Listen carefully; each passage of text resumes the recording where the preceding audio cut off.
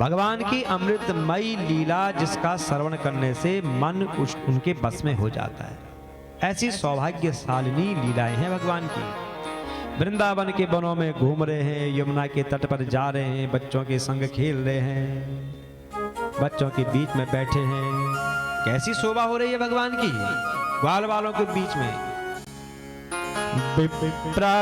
वेणु जठर पटयो श्रृंगवेत्रे च कक्षे वामे पाणौ मृषण कवलं तत्फलांगांगुलीषु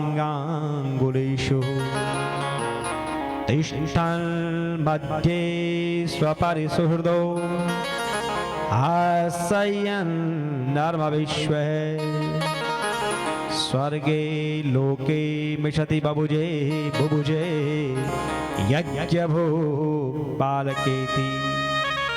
कैसे लग रहे हैं भगवान? भगवान की छटा निराली है, ग्वाल बालों के बीच में बैठे हैं, भोजन कर रहे हैं। भगवान की कमर पर मुरली है, श्रृंगी है, बेत है। बाएं हाथ में भगवान की क्या है? घी और दही से मिला हुआ भात है। भगवान की अंगुलियों पर क्या है? अदरक, नींबू का अचार है, मुरब्बा है।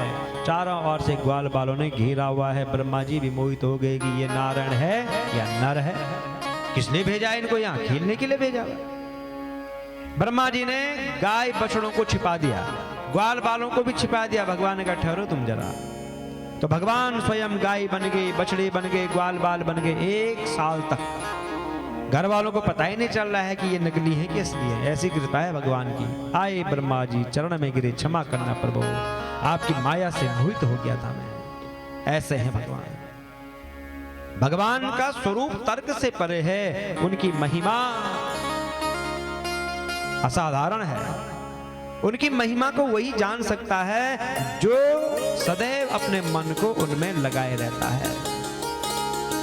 अब समय बीता, बलराम जी भगवान श्री कृष्ण पौगंड अवस्था यानी कि 6 वर्ष में प्रवेश करते हैं। अब माने का ये गाय है, आज से तुम गाय चरा सकते हो, गाय दे दी। तो नाम पड़ गया भगवान का गोपाल। बोलो गोपाल भगवान की जय। गोपाष्टमी आती है ना, इसलिए आती है गोपाष्टमी। उस दिन गाय का पूजन होना चाहिए और बच्चों के हाथ से तो विशेष करके करना चाहिए।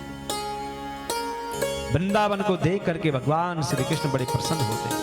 यमुना जी के तट पर जा रहे हैं, गाय चरा रहे हैं, लीलाएं कर रहे हैं।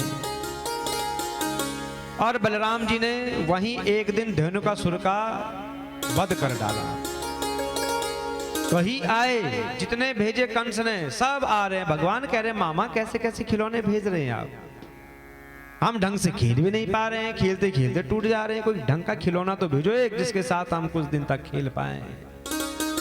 अब इसके बाद भगवान श्री कृष्ण बलराम जी आते हैं ब्रज में, मधुर मुरली बजा रहे हैं। बंसी की धुन को सुन करके गोपियां एक साथ बाहर आती हैं, उनके दर्शन के लिए लालायित रहती हैं।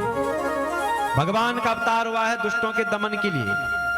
भगवान श्री कृष्ण वृंदावन में लीलाएं कर रहे हैं। एक दिन अपने सखा ग्वाल बालों के साथ जाते हैं यमुना जी के तट पर। उस दिन बलराम जी साथ में नहीं थे। जेठ का महीना, आषाढ़ का महीना, धूप लगी हुई है, गाय बछड़े ग्वाल बालों को प्यास लगी, कंठ सूख रहा है। गए यमुना जी में, जैसे जल पीते हैं भगवान का, रे इन्होंने तो ये जल पी दिया है। जल पिया, गाय बछड़े ग्वाल बाल सब अचेत हो गए। भगवान को बड़ी पीड़ा हुई। भिक्षतान वे तथा भूतान कृष्णो योगेश्वरेश्वरा इच्छया मृतवर्षण्या स्वनाथान समजीव्यता। भगवान ने जैसे ही अपनी दृष्टि डाली सब जीवित हो गए। भगवान ने देखा कि अरे यमुना जी में तो महाविषधर कालिया बैठा हुआ है। कई भगवान जी कदम्ब वृक्ष पर लगाई छलांग यमुना जी में। जैसे ही छलांग लगाते हैं ग्वाल बालों ने देखा अरे कन्हैया तो अब लगता है कि हमको छोड़ के चले जाएगा। गए ग्वाल बाल सबको बुला करके लाते हैं, सब आए, रो रहे हैं। सबको पता है कि यमुना जी विषैली है, रो रहे हैं कन्हैया आप तो हमें छोड़ करके चले गए। यमुना जी का जल विष के कारण खौल रहा है। भगवान श्री कृष्ण ने जल को अपने हाथों से उछाला, आंखों से ही सुनने वाले कालिया नाग ने आवाज सुनी, उसे सहन नहीं हुआ, वो चिढ़ गया कि कौन आए मेरे द्वार पर। भगवान श्री कृष्ण को नहीं पहचाना और सीधे फन से प्रहार करने लगता है। एक फन से जैसे प्रहार किया, भगवान दूसरे फन पर छलांग लगाते हैं। कालिया नाग जैसे तीसरे फन से प्रहार करता, भगवान चौथे पर कूद पड़ते हैं। जैसे पांचवें से प्रहार किया, भगवान जो है कि छठे पर कूद पड़े। मानो कि ऐसा लग रहा है आज नटवर नटराज बन गए हैं, नृत्य हो रहा है नागराज के फनों पर।